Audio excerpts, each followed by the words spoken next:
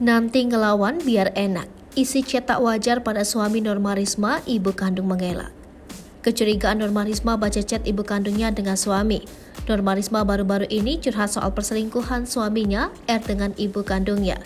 Norma Risma bercerita bahwa R dan ibunya pernah melakukan hubungan saat R dan dirinya masih berpacaran.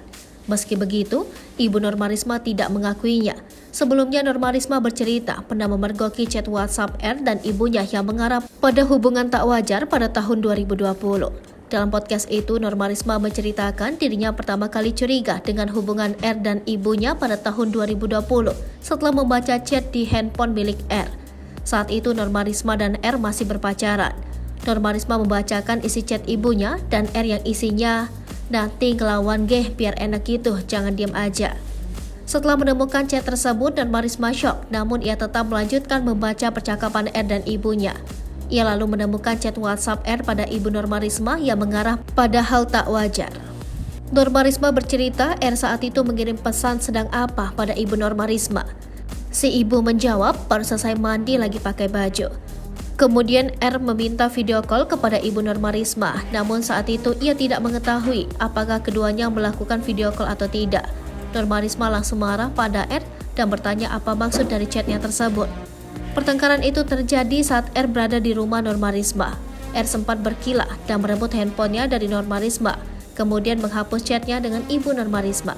Ibu Norma Risma yang mendengar keributan lalu keluar dari kamar.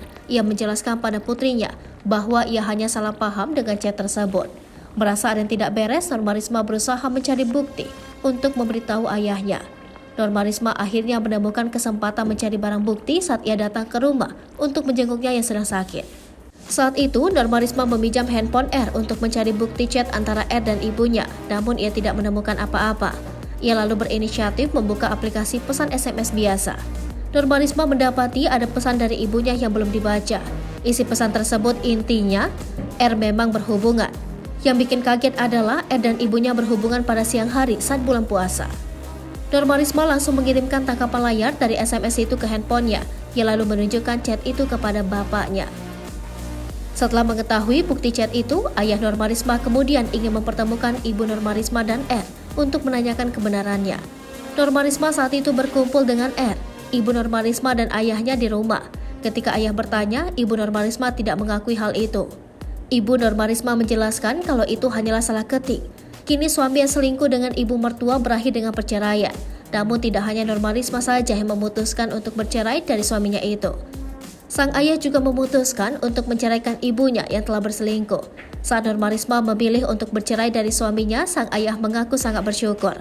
Adapun pertimbangan Norma Risma akhirnya memilih untuk menceraikan suaminya itu karena ia tak ingin suaminya melakukan hal yang sama. Karena menurut Norma Risma, jika R tak bisa lagi berhubungan dengan ibunya, tapi tidak menutup kemungkinan R akan berhubungan dengan perempuan lain. Hai pemirsa Sri Popo TV, jangan lupa komen, like, dan subscribe, serta tonton terus berita-berita terupdate lainnya ya.